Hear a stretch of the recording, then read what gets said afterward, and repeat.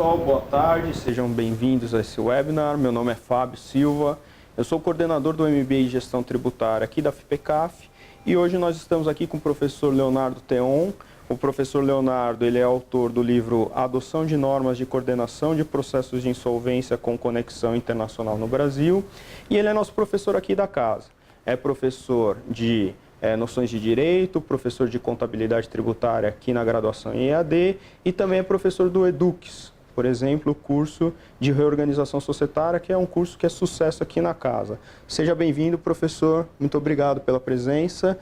Do que se trata esse livro, professor? Explica pra gente aqui esse título tão grande, é possível transmitir isso de uma maneira simples? Primeiro, muito obrigado pela oportunidade, Fábio, sempre muito aberto, com ideias muito boas para casa, promovendo a FIPECAF. Esse livro, na realidade, ele é muito simples. O tema, o título desse tamanho, né, Adoção de Normas de Coordenação de Processo com Conexão Internacional no Brasil. Esse livro ele trata de algo bem corriqueiro, que aconteceu muito nos últimos anos, né, na crise que nós tivemos no Brasil, que é como que os processos de insolvência, recuperação judicial e falência são tratados no Brasil quando eles têm uma conexão internacional. Então, nós temos, por exemplo, o caso da OGX. OGX, recuperação judicial, com ativos e empresas na Áustria. Então, como que uma decisão de um tribunal brasileiro, que tem a jurisdição limitada ao nosso território, pode ter algum efeito em uma pessoa jurídica, por exemplo, domiciliada na Áustria, ou um ativo na Áustria? Então, como que os tribunais conversam entre si e o que existe hoje para regular isso? O livro ele vai desde a parte histórica, né, para chegar nesse ponto de discussão. Atualmente, as normas do Brasil elas são o que consideram os autores de normas territorialistas. Então, o Brasil ele adota um viés da seguinte forma. Bom, um processo de insolvência de uma empresa, uma multinacional, sediada no Brasil, como a OGX, com empresas no exterior, por exemplo, ele entende que as decisões brasileiras devem ser observadas pela Áustria. Ok, ou seja, então, aquilo que decidir aqui tem que ser acatado pelo juiz de lá ou pela jurisdição local. Exato. Veja que isso acontece nos casos em que o Brasil é o país sede da empresa. Contudo, a gente não vê esse mesmo posicionamento quando o Brasil possui, por exemplo, uma subsidiária integral ou um ativo. O Brasil, atualmente, ele exige, no caso, que a gente teve um problema de insolvência da GM, né? Acredito que isso faz uns 4 anos, e o Brasil não aceitou estender os efeitos da recuperação judicial da GM Estados Unidos para a GM Brasil. Ou seja, adota posicionamentos aí antagônicos. Antagônicos. Perfeito. Apesar de antagônico, o Brasil, por exemplo, o caso da GM é um caso chavão de estudo por conta do quanto que o mercado automobilístico tem força no Brasil. O Brasil ele pode estar passando fome, mas ele está com o carro dele em ordem. Tanto que é difícil a gente passar por uma rua que não tenha um lavacar, uma oficina, algo de peça de carro. Até por conta disso, o professor Fábio é um gênio nisso.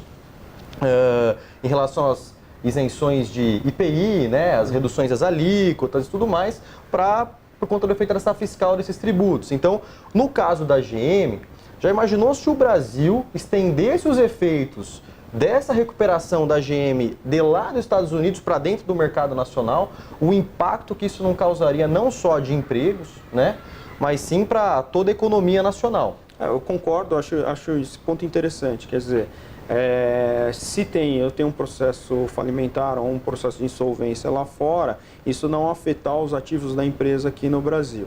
Mas, por outro lado, no caso da OGX, que você está dizendo que tem lá uma subsidiária, por exemplo, na Áustria, o posicionamento é antagônico. Como é que fica esse antagonismo e a proteção dos direitos dos credores?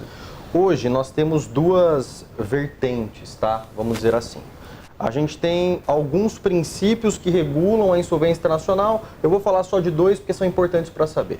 Um é o universalismo, que ele considera o quê? Que para uma recuperação judicial ou uma falência, você tem um único juízo universal para decidir sobre tudo em qualquer lugar do mundo, ok? E você tem um outro princípio, que é o territorialismo, que ele fala o contrário, que em cada local que eu detenho uma atividade, uma empresa, um ativo, eu tenho que ter um juízo julgando o daquele território, e pode até haver uma cooperação entre os juízos, mas não ao ponto de uma decisão alienígena de outro país produzir efeito em um estado diverso. Com base nesses dois princípios, foram criados dois grandes modelos de regulamentação de insolvência transnacional, tá? Transnacional, só para a gente ficar no mesmo ponto, aí o pessoal que está assistindo a gente, é quando envolve mais de um país, tá? Então, uma regulação de processo de insolvência, recuperação judicial ou falência com conexão com mais de um país. Perfeito. Tá? São dois modelos. Um é a lei modelo da UNCITRAL. O que é um CITRAL? Um CITRAL, na verdade, é um departamento da ONU, de estudos, eles criaram uma lei modelo que os países podem ou não adotar. É uma lei modelo. Tá? Essa lei modelo, ela é defendida hoje por outro grande doutrinador no Brasil, Francisco Satiro, é uma total referência na área, e é o que está, por exemplo, no projeto de Código Comercial, estampado pelo professor Fábio. Esse projeto está hoje no Senado e na Câmara, tramitando nas duas casas. Um projeto bem interessante, mas que, até por conta do estudo que foi desenvolvido nesse livro, eu não concordo. E por que isso, né? A lei modelo da UNCITRAL, ela trata as pessoas como iguais, ok? Mas ela não se atentou ao princípio da isonomia. Então, ao tratar o Brasil em páreo com os Estados Unidos, por exemplo, será que a gente está em páreo mesmo? A gente não está. Seria até uma hipocrisia comparar o Brasil com os Estados Unidos. Ou, será que o Brasil tem o mesmo número de multinacionais aí do que os Estados Unidos? Quais são as empresas brasileiras que hoje possuem aí suas filiais, subsidiárias integrais ou ativos nos Estados Unidos? E o inverso, quantas são? Perfeito. Será que adotar a lei modelo da UNCITRAL eu não ia aumentar ainda mais o fluxo de riqueza do Brasil para os Estados Unidos? Agora, essa lei modelo, ela prevê, então, a regra do universalismo. Exatamente. Ou seja, se eu tiver um processo de insolvência lá fora, isso vai ser aplicado aqui e vice-versa. E o juiz, no Brasil, a grande atividade dele é um juiz que ele não vai atentar ao mérito da decisão. Ele simplesmente executa. Tá? E, enquanto isso, nós temos uma outra vertente parecida com a lei modelo, mas não o mesmo, que é o regulamento europeu. Tá? Ele é aplicado aí em grande parte dos países da União Europeia, não chega a ser um universalismo como o da lei modelo da UNCITRAL e adotado pelos Estados Unidos, Japão, diversos países desenvolvidos já adotaram a lei modelo, tá? Mas é uma regulamentação interessante, porque é uma transição entre territorialismo e universalismo. A grande crítica, né, desse livro, esse livro não traz uma solução para o problema, mas sim aponta algumas coisas no tocante a, por exemplo, nós temos a nossa lei de marcas e patentes. Lei de marcas e patentes, não sei se o pessoal sabe, mas o grande fluxo de balança comercial hoje no Brasil de royalties é royalties da Bossa Nova. Então o Brasil não produz nada de tecnologia e nada que venha para ter um pagamento de royalties para a nossa balança nacional. Essa lei de marcas e patentes, isso o pessoal sabia, mas ela foi votada aos 45 do segundo tempo no Congresso em inglês, uma minuta em inglês. Então, como será que isso está acontecendo, né? Um país que hoje praticamente 50% do PIB é para pagamento de dívida pública. Perfeito. 50%, pessoal, do PIB de um país. Imagina você administrar sua casa com apenas 50% da sua renda. É algo um pouco complicado. Então, o livro traz a visão de um autor que ele chama Ha-Joon Chang. Ha-Joon Chang, ele escreveu um livro que chama Chutando a Escada. Ele conta economicamente como que os países desenvolvidos têm chutado a escada do desenvolvimento dos subdesenvolvidos. Para não permitir que os países subdesenvolvidos alcancem o desenvolvimento. Então, por exemplo, professor Fábio, é muito simples. Eu converso com o show de universalismo, é lindo. É maravilhoso. Você fala, nossa, gente, tudo a ver. Eu não tenho mais, hoje em dia, poucas fronteiras de pessoas, de bens praticamente inexistentes. Então, por que eu teria uma fronteira nesse sentido, né? Vou prejudicar um credor lá dos Estados Unidos, que tem ativo aqui também, faz parte da mesma empresa, mas a gente não tem como, hoje, colocar o Brasil, por exemplo, em pé de igualdade com esse país. Então, o que a gente traz de pensamento diferente nesse livro é como nós poderíamos, claro, tenham em vista que o universalismo é bacana, eu acho legal, mas eu não acho que seja o momento nacional para a adoção do universalismo. Ou seja, você acha que a gente ainda não está preparado, isso poderia ser um passo posterior a gente chegar numa lei que abrangesse assim, essas insolvências de forma universal. Exato. E isso trazendo até para outros pontos, né? O Rajun Chang, nesse livro, ele fala muito dos institutos. Instituto, né, para quem está aí acompanhando a gente, a lei modelo da Uncitral é um instituto, ok? Então é um instituto considerado bom pelos países desenvolvidos e pela gente também. Só que será que foi esse instituto que o país desenvolvido utilizou para se desenvolver? Não foi.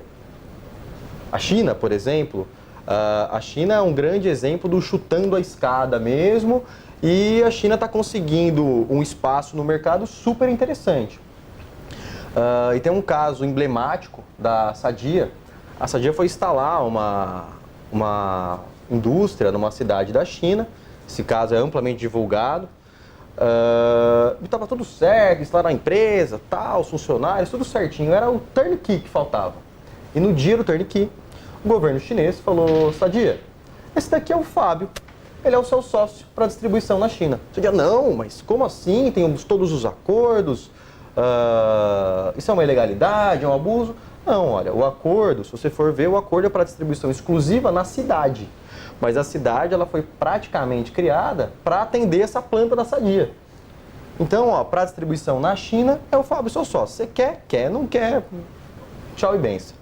E a Sadia ia negar o mercado da China? É difícil. Agora, Leonardo, que me parece, assim, o que me preocupa, eu acho que essa é uma preocupação que a gente, no Brasil, principalmente que está lidando com a área de direito, a gente sempre tem uma preocupação em relação à segurança jurídica, né? No Brasil é conhecido, você é advogado, você sabe como é que é. Às vezes a gente tem uma decisão do STJ de uma turma, a decisão do STJ de outra turma completamente diferente. Para nossa surpresa, isso a gente entendia como comum quando acontecia no STJ. Hoje até no Supremo a gente tem essa insegurança jurídica. Agora, me parece que apesar de um posicionamento aí, acho que eu seria mais favorável à questão do universalismo, me parece que o grande problema é ou um ou outro. Você comentou no começo, e eu queria voltar nisso, porque eu acho que é importante, porque envolve essa questão de segurança jurídica. O Brasil com uma postura que, quando é conveniente, adota o universalismo, quando não é, adota o territorialismo. Quer dizer, como é que fica aí para os investidores estrangeiros? Porque aqui eu estou imaginando uma pessoa que quer investir no Brasil, ou uma pessoa que está aqui no Brasil que quer investir lá fora, mas que não tem segurança jurídica de qual que é a regra do jogo. A gente tem esse problema do Brasil de não estabelecer efetivamente a regra do jogo, para que a gente possa se preparar para isso.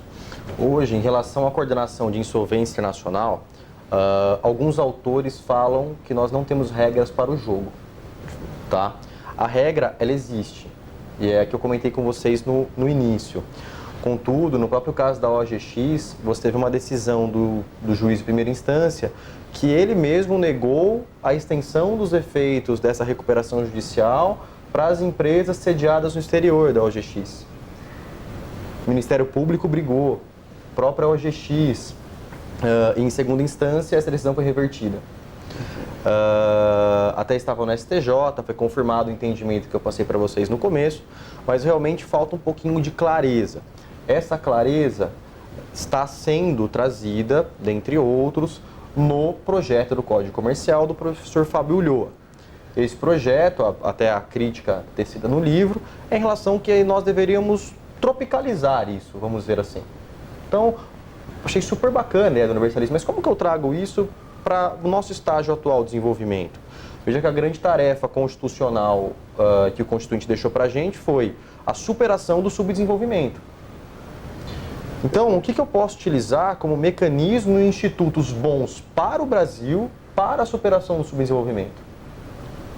Será que a adoção de uma lei modelo da Uncitral, por exemplo, muito pautada no universalismo, eu não estaria prejudicando a superação do subdesenvolvimento? Ou mantendo o Brasil em um estado de estagnação econômica? Então é essa crítica que é traçada, e eu até abordo com meus alunos esse livro do Rajan Chand, que ele trata dos institutos bons, né? Que é muito interessante. Fala, pô, mas tem um instituto considerado bom por um país que já passou por isso, por que eu não adoto isso, né? Porque para o seu estágio de desenvolvimento possa não ser bom. O professor Fábio adota até numa aula que eu acho fantástico, e uma imagem que demonstra o princípio da isonomia, que é dos menininhos com as caixas. Isso, assistindo o jogo de beisebol. Exato. Então, o pessoal que está assistindo, caso não tenha visto, né, tem um adulto, parece, deve ter aí uns 1,80, um muro de 1,40. Então, no muro, eu estaria aqui, o professor Fábio também está assistindo. Mas tem um menininho mais baixo. Aí eu vou agradecer que o 1,80 eu fiquei bastante feliz agora. Não é o caso, eu ia precisar da caixa, mas tudo bem. Então aí ele coloca 2 caixas no menino mais pequeno, uma caixa no médio e o outro que é grande está assistindo sem nenhuma. E todo mundo está vendo no mesmo nível de visão. Então, será que nós não teríamos que, tendo em vista aí o princípio da isonomia, até criar mecanismos considerados protecionistas para o Brasil, para nós estarmos em par de isonomia com os países envolvidos? Acho que você tocou num ponto importante, é a questão do protecionismo.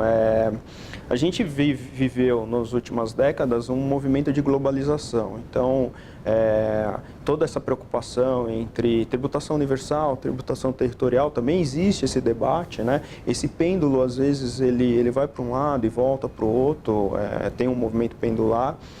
A gente agora está discutindo a questão da tributação de dividendos, se é bom ou ruim, mas eu queria tocar nesse ponto do protecionismo.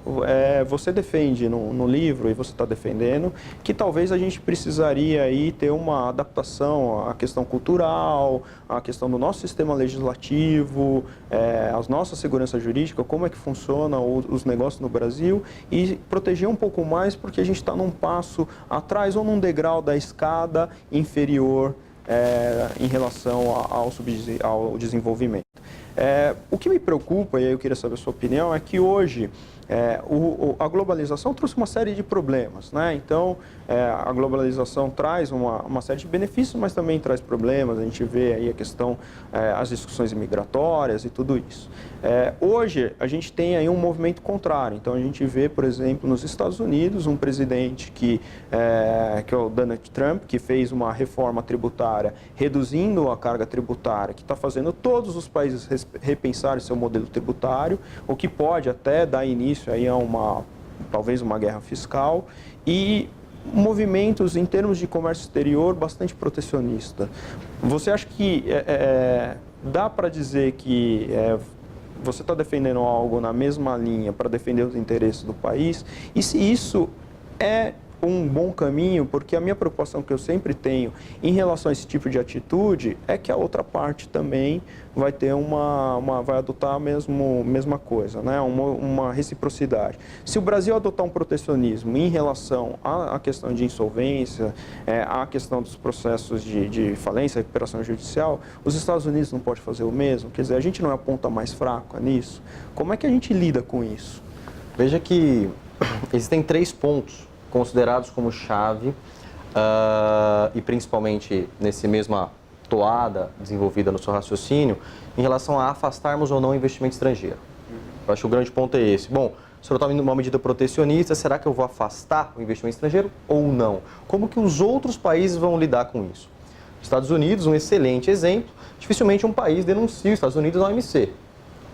Ninguém quer denunciar os Estados Unidos. Os Estados Unidos é o grande cliente, grande fornecedor da maior parte dos países do mundo. Tá?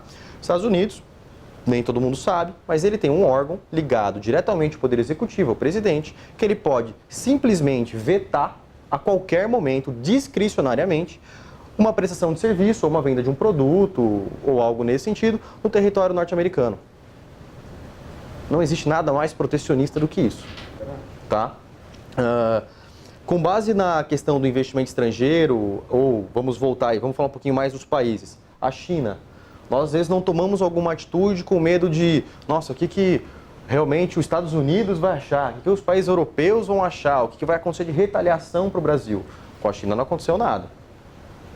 A Índia está indo para o mesmo patamar, está com um crescimento fantástico. O próprio Paraguai. O Paraguai está se desenvolvendo e muito. Mas, a meu ver, o Paraguai acabou abrindo algumas coisas que eu não abriria, mas tudo bem. Agora, com relação ao investimento estrangeiro, existem 3 pontos que podem ser as chaves de críticas ao modelo que, por exemplo, eu defendo no livro, que é tropicalizar. O primeiro, pelos institutos serem adotados pelos países envolvidos, eles são considerados bons. Portanto, eu tenho que adotar um instituto bom. Bom, isso a gente conversou bastante na nossa palestra, aqui no nosso bate-papo, que esse instituto considerado bom pode ser bom para o Leonardo, mas para o Fábio pode não ser. Tá? Então, tem que relativizar. Já diria Einstein. O outro ponto é pelo simples fato de ser a imposição dos países envolvidos. Então, os fortes mandam, os fracos obedecem. Também, isso não é algo que afasta investimento estrangeiro. Tá? E, com relação ao último ponto, seria no sentido de que se isso vai modificar em algum critério, como que o investidor estrangeiro vai ver o país lá fora. Então, vou ter mais dificuldade em rever meu investimento ou não. E essas 3 pesquisas estão nesse livro desse Rajun Chang, é muito interessante. E com relação a esse último ponto, ele chegou a uma conclusão, claro, pesquisada, né? Não foi simplesmente que o papel aceitou, que o investidor estrangeiro ele está muito mais preocupado com o tamanho do mercado e potencial de lucro de rentabilidade. E ele não está muito preocupado quando ele abre um negócio em, por exemplo, como que vai acontecer essas regras, se vai ser protecionista ou não. Ele não abre um negócio pensando em quebrar, né? Não. Em se desenvolver. E mesmo se ele pensar na questão da quebra, o grande problema do Brasil, ou antes da gente começar um jogo, pode ser um jogo injusto. Só que o jogo injusto, você tem que traçar as regras antes do jogo começar. Perfeito. Isso... Né? Então, é complicado alterar essas normas ou uma dinâmica, uma lógica de algo que já vem acontecendo no meio do caminho. Tá? Então, qual seria o correto para o Brasil no nosso estágio de desenvolvimento? É esse convite que eu faço no livro e faço para vocês. O livro está resumido, não precisa nem comprar mais, tá, gente? Tá? Já falei tudo. O convite é justamente esse. Como que nós devemos pensar os institutos no Brasil para a superação do subdesenvolvimento? A nossa lei de marcas e patentes tem um livro, pessoal, que ele é, sem brincadeira, ele é desse tamanho, umas folhinhas, parece da Bíblia, assim, frente e verso, para letrinhas minúsculas, e que não foi aceito no Congresso. Um livro fantástico. O professor Alessandro Ottaviani, por exemplo, defende muito a revisão da nossa lei de marcas e patentes, contra a inovação tecnológica. O que fica claro do que você está dizendo é uma crítica que todo empresário tem. Né, que é o grande problema, volto a dizer que o problema do Brasil é você saber as regras do jogo, né, você ter segurança jurídica daquilo que você vai fazer. Você investe ou não os seus recursos se você tiver segurança do que vai acontecer. Lógico que ninguém abre uma empresa pensando em quebrar, mas ele precisa saber das regras do jogo para tomar a decisão dele. Isso não acontece no Brasil, quer dizer, a gente não está no estágio de maturidade para isso. Você veja que no caso da contabilidade foi diferente, a gente tomou um passo que foi bastante ousado em relação à contabilidade. A gente foi aí num caminho diverso. A contabilidade, houve uma convergência internacional e a gente adota as mesmas normas que os países desenvolvidos adotam. E justamente foi feito isso porque aquele que investe em diversos países, ele precisa saber a realidade econômica em todos os países de forma igual. Mas esse caso aqui, pelo que você está me dizendo, é um pouco diferente, porque aqui a gente está dizendo da decisão brasileira ter efeito lá fora ou não. Quer dizer, essa decisão num processo de insolvência só teria efeitos para os ativos que aqui estivesse. E um ativo que esteja fora do Brasil, ele vai ficar sob jurisdição do país estrangeiro e as regras estrangeiras. É isso. Resumindo é isso. Existem algumas alternativas, por exemplo... nós podemos adotar um modelo universalista? Podemos. Não que esse seja o caminho, mas podemos. Uma sugestão boba, a lei de conteúdo nacional. Será que antes de encaminhar, vamos dizer assim, os créditos advindos da venda dos ativos de uma subsidiária de uma empresa sediada no Brasil para fora, pagar pelo menos alguma parte dos credores brasileiros? Os trabalhistas, o fisco? algum credor com garantia real, e depois o resultado, o que sobrar disso, encaminhar, e então os credores brasileiros que não tiveram acesso a essa fatia competir junto com os outros no mesmo quadro geral de credores? Seria esse o caminho? Não sei. Acho que fica, antes da gente abrir para perguntas, acho que fica também aí uma reflexão nossa mesmo, né, Leonardo? E até eu queria saber a sua opinião. Talvez nem as próprias recuperações judiciais que não afetem credores estrangeiros, né, não são transacionais, né, são apenas nacionais. Eu acho que a gente ainda não tem segurança jurídica nem a respeito das nossas próprias recuperações judiciais. Ou você vê de uma forma diferente, você que está mais, atua mais nessa área? Vejam que os processos de insolvência, né, Fábio? Recuperação judicial e falência, por exemplo, demandam a pessoa de um administrador judicial, tá? Os trabalhos que envolvem um processo de insolvência não é brincadeira, é muita coisa. E hoje, no Brasil, falência e recuperação judicial é privilégio para a empresa que tem dinheiro para bancar o processo. Falência e recuperação não é para qualquer empresa, ela não consegue bancar o processo. Um administrador judicial sério, que realmente faça o que a lei demanda dele, ele vai ter um custo efetivo mensal aí de pelo menos R$10.000. Isso quando ele não é inserido em polo passivo de ação trabalhista. Aí ele tem que se defender na ação trabalhista. Não, peraí, eu sou só administrador judicial, eu não faço parte da massa. Então, veja que o Brasil tem esse problema. E essa falta de clareza em normas, eu me lembro de um episódio super interessante que nós tivemos. Veio um cliente estrangeiro para o Brasil e, sem brincadeira, Fábio, acho que a gente ficou umas 2 horas para explicar a questão do adicional do IR. Ah, não, é 12 ou 15, mas aí tem um adicional passando 240 mil, tem adicional de 10. Aí no final a gente levou uma baita de uma bronca, falou, peraí, então você está me falando que tudo que superar 240 mil tem 10% a mais. Você realmente acha que eu ia vir para o Brasil para algo que desse 240 mil no ano? Então você fez eu perder 2 horas do meu tempo para explicar que era 25. E a gente fica com uma cara de bobo, né? Quem já teve a oportunidade de tentar explicar para algum estrangeiro como funciona o sistema tributário ou o sistema jurídico brasileiro realmente sabe do desafio. As empresas estrangeiras, hoje, uma grande saída, né? São os MESCs, né? Os métodos extrajudiciais, solução de conflitos. Os contratos sociais, contratos com administradores, contratos chaves das empresas, eles estão colocando tudo em arbitragem, porque não confia mais no judiciário, por conta da falta de segurança jurídica. Então veja como que isso afetou, né? O que fica claro, quer dizer, o que fica claro para mim, e tenho certeza para quem está nos ouvindo, é que a gente ainda falta avançar muito, tanto na questão da legislação, mas o que é absolutamente notório é que a gente precisa ter segurança jurídica. Quer dizer, sem segurança jurídica, a gente não consegue fazer nada. Vamos verificar agora se a gente tem perguntas dos nossos ouvintes. Eu tenho uma pergunta da Luciana Moura. Ante o exposto na entrevista, o senhor não acha que essas medidas protecionistas podem afetar o relacionamento do Brasil no mercado internacional? Então, como nós abordamos aqui na entrevista, eu não vejo impactos negativos para a adoção de medidas protecionistas do mercado nacional. Claro que tudo isso deve ser dosado, tá? Não estou falando para nós impormos barreiras comerciais completamente arbitrárias. Quando a gente está falando de protecionismo, só para eu entender, a gente está falando de protecionismo aqui no questão dos processos de insolvência. Quer dizer, a gente não está falando de barreiras comerciais, nada disso. É bem específico mesmo. Para a questão dos processos de insolvência, né, a adoção do territorialismo, universalismo, isso hoje não está sendo levado em conta pelo investidor estrangeiro. Talvez para os países lá fora que podem exigir, por exemplo, uma reciprocidade. Reciprocidade é um princípio de direito internacional pelo qual é mais ou menos o seguinte, pessoal. Fábio, você permite eu colocar a mão aqui em você, então eu também permito que você coloque a mão em mim.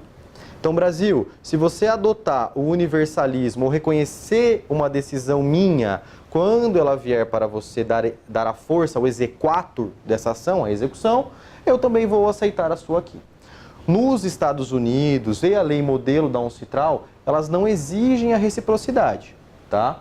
A lei modelo, que vem sendo implantada hoje, por exemplo, no projeto de Código Comercial do professor Fábio Ulloa, ela tem algumas alterações ao que estava previsto na lei modelo. Mas vejam que isso é completamente permitido, é uma lei modelo. Você pode utilizar ela como modelo e fazer as adaptações que você achar necessárias, tá? Então eu não vejo impactos de imagem e nem de recebimento de investimento estrangeiro para o Brasil adotar alguma medida com vistas ao universalismo, mas antes de nós adotarmos um instituto bom como universalismo, vamos ter uma política boa também, né? Melhor do que não ter a regra do jogo. Exato. Eu tenho outra pergunta do Ricardo. Qual mecanismo de cooperação é considerado o melhor a ser adotado pelo Brasil? Olha, Ricardo, nós não temos um mecanismo que seja considerado bom ou ideal, tá? Dificilmente em ciências humanas a gente vai conseguir responder uma questão nesse sentido, tá? Hoje, como eu comentei no começo da nossa entrevista, existem dois modelos antagônicos, né? Universalismo e territorialismo. O adotado pelo Brasil hoje é um territorialismo para quem está fora, para dar efeito às decisões no Brasil, e um universalismo para quem está dentro. Será que esse modelo não é o melhor para o Brasil hoje? Não sei. Não está, a regra do jogo não está muito bem prevista. Mas para o momento atual, qual seria a regra ideal para o Brasil? Fica aí o desafio nacional e um dos nossos desafios, né, para a superação do subdesenvolvimento. Ok, excelente. Bom, eu gostaria de agradecer, professor Leonardo, obrigado pela presença. Acho que foi bastante esclarecedor. Acho que o tema é um tema complexo, não é um tema comum do nosso dia a dia, então acho que é muito importante a gente iniciar esse debate. Fica à vontade para fazer suas considerações finais sobre o tema. Bom, queria agradecer mais uma vez a FIPECAF pelo espaço, a toda a equipe, o professor Fábio sempre aberto. Me orgulho muito de fazer parte dessa instituição, uma instituição pautada muito na meritocracia, todos têm espaço. Deixar o comentário também que em relação à insolvência, a FIPECAF vai lançar no Edux um curso voltado para a recuperação judicial, tá? Isso tudo alinhado aos valores e visão da FIPECAF, no sentido do que não vamos ficar discutindo coisa acadêmica aqui dentro. Nesses cursos do Edux, nós vamos discutir como acontece na prática, como lidar com esses mecanismos, com os institutos. Além deste curso de recuperação, um curso super importante, um dos pioneiros no Brasil, vamos criar também no Edux um curso de formação de administradores judiciais. Então, fica o convite para quem tiver interesse, vão ser cursos super bacanas, estão sendo preparados com o maior carinho e nós todos aqui da FIPECAF, acredito que falo pelo professor Fábio também, estamos sempre à disposição de todos aí. Ok, eu queria agradecer o professor novamente. Esse é o livro do professor, apesar dele ter falado que já foi feito o resumo, fiquem à vontade para buscar e adquirir, vai ser certamente uma boa leitura. Agradecer novamente, agradecer toda a equipe, dizer que a gente vai ter outras iniciativas como essa de webinar. Na próxima quarta-feira a gente vai ter uma falando sobre reforma trabalhista, também um tema que está super em voga, super importante. A questão do compliance trabalhista, quer dizer, compliance é a palavra da moda no momento aqui no Brasil, a gente sabe disso. E lembrar vocês que a faculdade dispõe de diversos cursos, MBA, extensão, os cursos do Edux, são todos cursos muito práticos. O professor Leonardo é professor da casa e são professores assim, dinâmicos, bem informados, que estão aqui com a gente. Muito obrigado pela audiência de todos. Gente, tem aqui no Blackboard uma pergunta, vocês podem responder? Claro. Do Rafael, ele pergunta assim, sabe mencionar se na experiência internacional existe algum modelo que tem sido bem sucedido em relação a países emergentes? Olha, Rafael, os países emergentes, poucos deles estão desafiando as regras do universalismo, tá? Justamente por ficarem presos nesses três paradigmas que a gente comentou. A China é um país que vem enfrentando realmente esses aspectos. A China, ela é um país que adotou, por exemplo, a lei modelo da UNCITRAL, tá? Considerado bom, talvez, para o atual estágio de desenvolvimento chinês? talvez até a China atingir este atual estado não fosse tão bom assim. Ok? Eu acho que o grande desafio é saber dosar a adoção de um instituto bom com política boa. Política boa, que eu falo, é a política dos relacionamentos, né?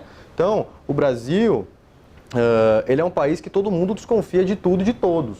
Por isso que aqui qualquer coisa, não, reconhece a assinatura desse contrato. É até um viés um pouco de como nós fomos colonizados lá atrás, tá?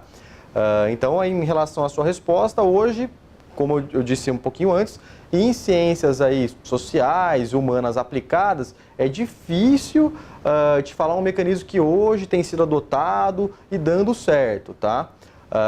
O que eu acho que dá certo é realmente pensar em cada um individualmente. Então, para o Brasil, o que seria o ideal hoje para o Brasil? E essa sensibilidade, não só em matéria de insolvência internacional, que acho que está faltando bastante para o brasileiro. Numa época que está todo mundo muito sensível a tudo, mas todo mundo querendo falar tudo. Então, ao mesmo tempo que nós queremos falar o que nos incomoda, qualquer coisa nos sensibiliza. Então, eu acho que está faltando realmente a sensibilização do que é o mais aplicado ou sugerido para o outro, tá? Acho que apenas com uma visão aí nacional, o Brasil tem problemas históricos por conta da forma com que o território foi, né, e vem sendo utilizado. O Brasil tem um grande desafio, que é se tornar uma pátria. Nós não somos uma pátria hoje, não tem união, né? Então, tudo isso tem que estar alinhado a esse desafio. Acredito que a insolvência nacional não é nem a pontinha do iceberg, é uma nevezinha em algum ponto ali, tá? Mas, infelizmente, hoje eu não tenho, acredito que ninguém tem aí. Se alguém tiver, por favor, se manifeste, levante sua bandeira, vai para o Congresso Nacional, porque hoje não tem nada assim criado e considerado realmente bom para ser adotado aí pelos países emergentes. Muito obrigado pela pergunta, Rafael. Muito pertinente. Bom, pessoal, muito obrigado e, novamente, até a próxima.